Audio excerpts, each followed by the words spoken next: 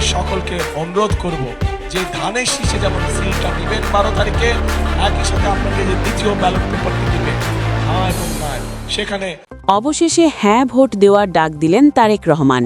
বাংলাদেশ জাতীয়তাবাদী দলের ভারপ্রাপ্ত চেয়ারম্যান তারেক রহমান এক বিশাল জনসভায় দেশের রাজনৈতিক সংস্কার এবং মানুষের অধিকার রক্ষায় এক গুরুত্বপূর্ণ নির্দেশনা দিয়েছেন। তিনি আসন্ন নির্বাচনে ধানের শীষে ভোট দেওয়ার পাশাপাশি একটি বিশেষ ব্যালট পেপারে হ্যাঁ ভোট দেওয়ার জন্য জনগণের প্রতি উদ্দাত্ত আহ্বান জানিয়েছেন। আপনাদের সকলকে অনুরোধ করব যে ধানের শীষে যেমন সিলটা দিবেন 12 তারিখে, একই সাথে আপনাকে যে দ্বিতীয় ব্যালট পেপারটি দিবে হ্যাঁ এবং না, সেখানে হায়ের পক্ষে দয়া করে আপনারা রায় দিবেন। তারেক রহমান তার বক্তব্যে বলেন, আগামী 12 তারিখে ভোটাররা যখন ভোট কেন্দ্রে যাবেন তখন প্রথম ব্যালটে ধানের শীষে সিল দেওয়ার পাশাপাশি দ্বিতীয় আরও একটি ব্যালট পেপার পাবেন। সেখানে হ্যাঁ এবং না এর দুটি ঘর থাকবে। তিনি জনগণকে অত্যন্ত স্পষ্টভাবে হ্যাঁ এর পক্ষে রায় দেওয়ার জন্য অনুরোধ করেন। তিনি উল্লেখ করেন যে জুলাই বিপ্লবের শহীদ আবু সাঈদ, ওয়াসিম সহ হাজার হাজার মানুষের আত্মত্যাগের প্রতি শ্রদ্ধা জানাতে এবং মানুষের ভোটাধিকার এবং অর্থনৈতিক অধিকার পুনঃপ্রতিষ্ঠার লক্ষ্যেই এই সিদ্ধান্ত। এখন প্রিয় ভাই বোনেরা, এই যে 12 তারিখে যে আপনারা আপনাদের পরিকল্পনা সফল করতে যাবেন, একই সাথে আরেকটি কাজ করতে হবে।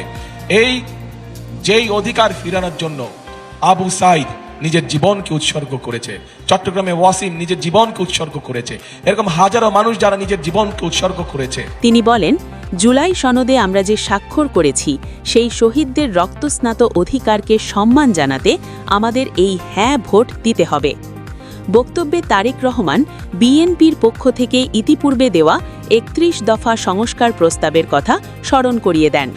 আপনাদের নিশ্চয়ই মনে আছে, আজকে থেকে প্রায় 2.5 বছর আগে যখন স্বৈরাচার এই দেশের মানুষের কাঁধের উপরে চেপে বসেছিল, সেই সময় বিএনপি সংস্কার প্রস্তাব দিয়েছিল দেশের মানুষের সামনে। 31 দফা সংস্কার প্রস্তাব মনে আছে? 31 দফা সংস্কার প্রস্তাব মনে আছে আপনাদের, জানেন তো? তিনি জানান, বর্তমান অন্তর্বর্তীকালীন সরকার যে সংস্কার কমিশন গঠন করেছে সেখানে বিএনপি তাদের সংস্কার প্রস্তাব জমা দিয়েছে এবং দেশের মানুষের কল্যাণে যা যা প্রয়োজন তা নিয়ে কোনো লুকোছাপা করা হয়নি। উন্নয়ন প্রসঙ্গে তিনি এক নতুন দৃষ্টিভঙ্গি তুলে ধরে বলেন, দেশের মানুষ শুধু বড় বড় ফ্লাইওভার বা উঁচু বিল্ডিং চায় না, তারা চায় কর্মসংস্থান এবং নিরাপদ জীবন। তিনি দাবি করেন, বিএনপির অতীত ইতিহাস প্রমাণ করে যে এই দলই একমাত্র দেশে কঠোরভাবে আইন শৃঙ্খলা নিয়ন্ত্রণ করে মানুষের জানমালের পূর্ণ নিরাপত্তা নিশ্চিত করতে সক্ষম। সবশেষে তিনি উপস্থিত জনতার কাছে জানতে চান, এই হ্যাঁ ভোটের কথা তাদের মনে থাকবে কিনা। সমবেত জনতা গগনবিদারী স্লোগান ও হর্ষধ্বনির মাধ্যমে তার এই আহ্বানে সংহতি প্রকাশ করে।